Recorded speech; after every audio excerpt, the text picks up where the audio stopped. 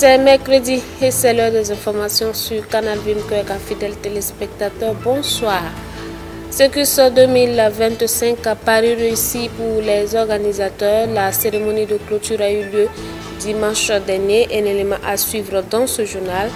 Une fois de plus, bonsoir et bienvenue à cette édition. Nous vous l'annoncions en titre, la semaine spirituelle, culturelle et sportive Secus a connu son épilogue dimanche dernier à l'église des Assemblées de Dieu de Tanguay Barrage. Cette 8e édition a été ponctuée de moments d'expression culturelle mais également d'enseignement et de jeux sportifs avec pour thème « Parler dans nos langues des merveilles de Dieu » selon Actes le chapitre 2 au verset 8. La cérémonie de clôture a enregistré la présence de plusieurs autorités de marque. On va cela avec Touda Sida Salam Drogo. Je donne Tapsoba.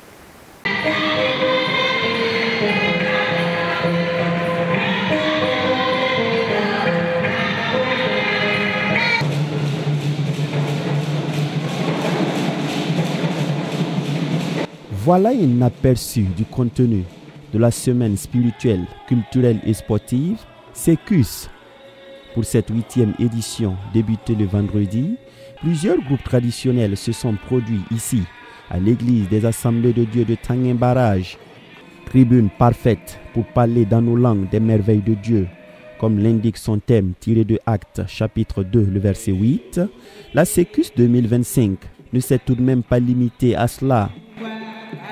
Les activités phares peuvent se résumer en quelques points. Je note bien sûr la cérémonie d'ouverture qui a été ponctuée donc par une prestation donc, des groupes traditionnels qui sont venus de tout le pays, des groupes traditionnels de langues diverses.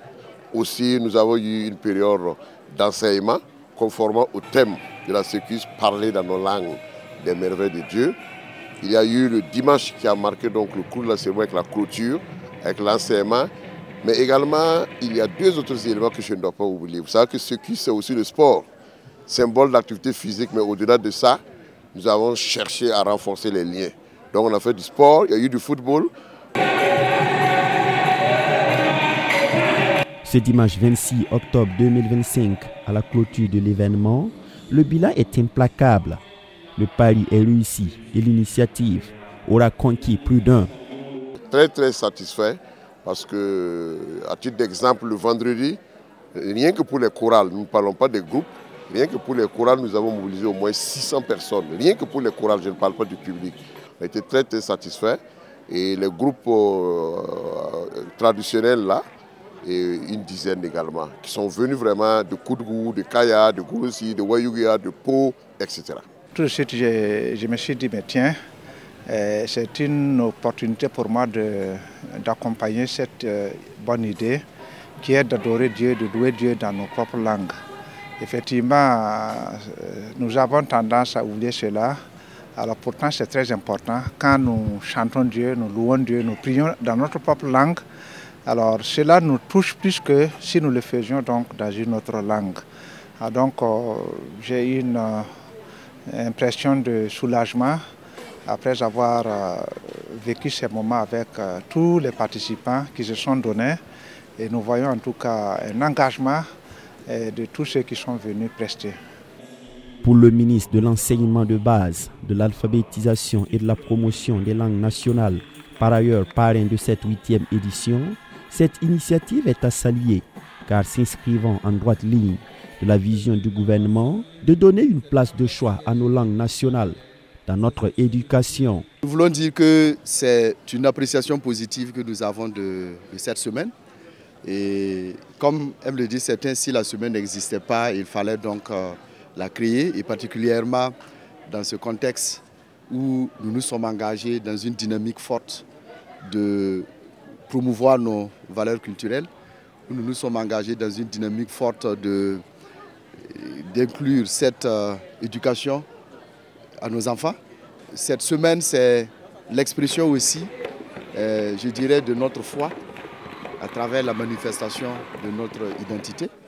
Et vous avez vu tout au long donc, des prestations, les groupes se sont produits à travers donc les instruments locaux.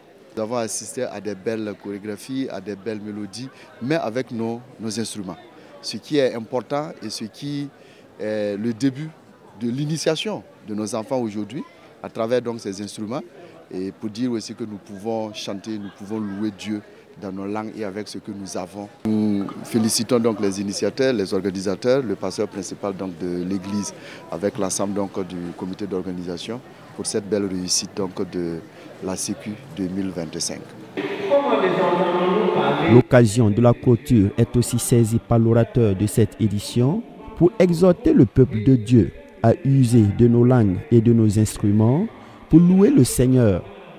L'innovation majeure de cette 8e édition est l'insertion du village de la Sécus avec une exposition marchande, majoritairement des mets et produits purement burkinabés. Au total, une dizaine de communautés se sont exprimées à travers la Sécus 2025. Le prochain rendez-vous est déjà pris et c'est en 2027.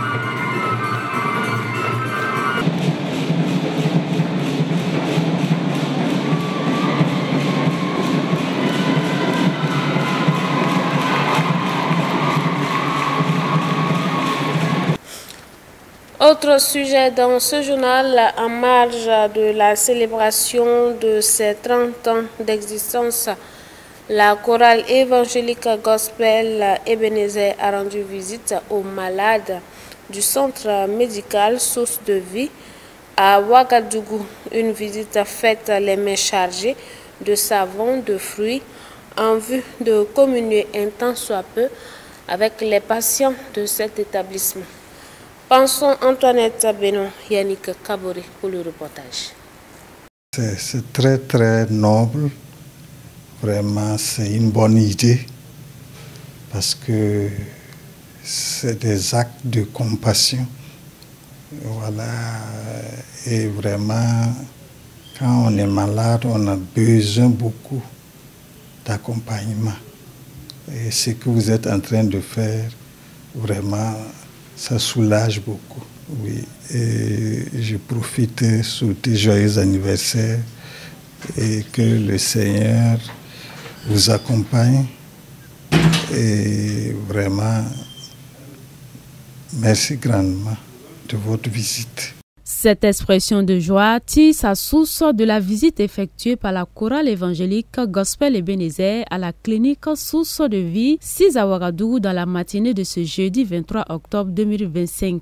En prélude de la célébration de ses 30 ans d'existence, elle a voulu compatir avec les malades et prier pour eux afin que le Seigneur les guérisse. Une visite faite les mains chargées en vue de soulager un tant soit peu leur souffrance. C'est vraiment pour nous une grande action de grâce et de pouvoir célébrer nos 30 ans. Parce que si vraiment depuis 30 ans, la chorale tient toujours, c'est vraiment par la grâce de Dieu. Et venir à Source de Vie pour offrir des dons aux malades, c'est pour nous vraiment une manière de rendre grâce au Seigneur, de témoigner notre reconnaissance et en compatissant avec les malades. Comme nous le recommande la parole de Dieu, de compatir avec ceux qui souffrent, de prier pour les malades, de les visiter. Donc je voudrais aussi encourager d'autres structures à faire la même chose que nous, à vraiment témoigner avec le peu que Dieu leur donne, de manifester leur compassion envers les malades. Parce que Dieu dit dans sa parole que si nous le faisons, c'est comme si nous le faisons à Dieu. Et vraiment, c'est pour nous vraiment une fierté, une reconnaissance au Seigneur. Pour le premier responsable de cette structure de santé, c'est un geste qui touche et se dit très reconnaissant envers le donateur. Nous sommes tous joyeux de la visite de la chorale Ebenezer. Parce que je me rappelle, quand la chorale a commencé, il se trouvait aussi que la fanfare de l'église d'Antenneville, Génération 21, commençait. Et la plupart des cérémonies, on se retrouvait, la chorale chantait et la fanfare aussi prestait. Et ce que je peux dire, c'est que le Seigneur a toujours utilisé les belles voix, la belle voix de la chorale Ebenezer pour toucher des âmes, pour sauver des âmes et aussi pour faire avancer son œuvre, son ministère dans ce pays qui est le Burkina Faso. Et ce matin, nous sommes joyeux d'accueillir la chorale parmi nous qui est là pour nous visiter et aussi apporter une touche envers les patients, ce qui nous réjouit le cœur. Alors nous voulons féliciter la chorale de toujours exister parce que nous avons des structures qui n'ont pas atteint cet âge et qui ont malheureusement abandonné le ministère. Donc nous voulons encourager cette chorale de continuer et aussi dire merci au Seigneur pour vraiment avoir suscité des hommes et des femmes qui ont la crainte de Dieu pour ce ministère. Nous sommes fiers de la chorale et nous vous souhaitons bonne célébration de 30 ans d'anniversaire. Évangéliser à travers la médecine, c'est la vision de la clinique Source de Vie et emboîter les pas de la chorale évangélique Gospel Ebenezer ne peut que faire agrandir le royaume de Dieu. Nous voulons inviter tout le monde parce que Source de Vie, c'est un centre confessionnel. Nous sommes là pour les patients. J'aime dire que la vision, c'est évangéliser à travers la médecine. Donc nous invitons nos frères et sœurs qui sont en Christ de venir, nos portes sont ouvertes, de venir de temps en temps, nous appuyer dans ce ministère que le Seigneur nous a donné. Parce que nous voulons sauver des âmes à travers ce ministère. Donc, vous êtes invités, en tout cas, on serait très ravis de vous avoir parmi nous. Le dimanche 26 octobre prochain, à l'église centrale de la mission apostolique se tiendra la grande soirée de célébration des 3 décennies de la chorale évangélique Gospel Ebenezer et de belles surprises sont réservées aux chrétiens et à tout le public burkinabé, a déclaré la responsable de la dite chorale.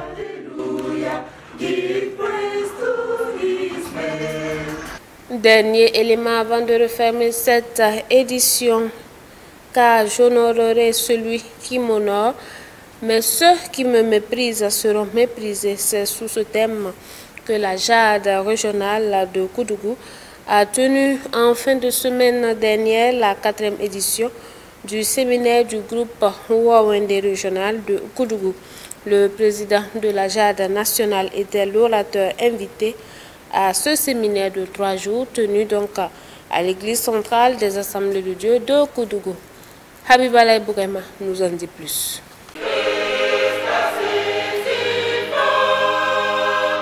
La jeunesse de l'église des Assemblées de Dieu de la région ecclésiastique de Koudougou organise pour la 4e année le séminaire du groupe régional Wawende.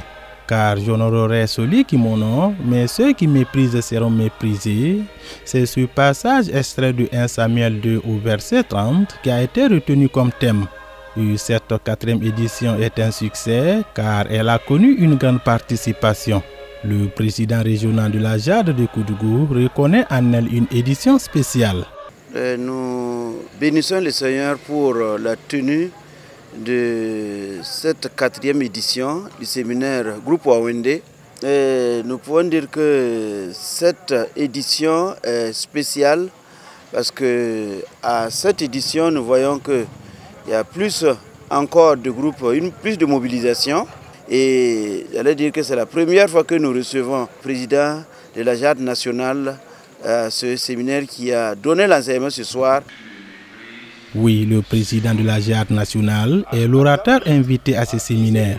Il a donné un message puissant et pointu, puisé dans le 2e chapitre du 1er livre de Samuel. Il a félicité la JAD régionale de Koudougou pour le choix de ce thème. Eh bien, ce thème vraiment a été très inspiré parce que nous nous rendons compte que de nos jours, nous vivons une génération, une époque où vraiment la jeunesse est égarée, la jeunesse est effrénée, garçons comme filles.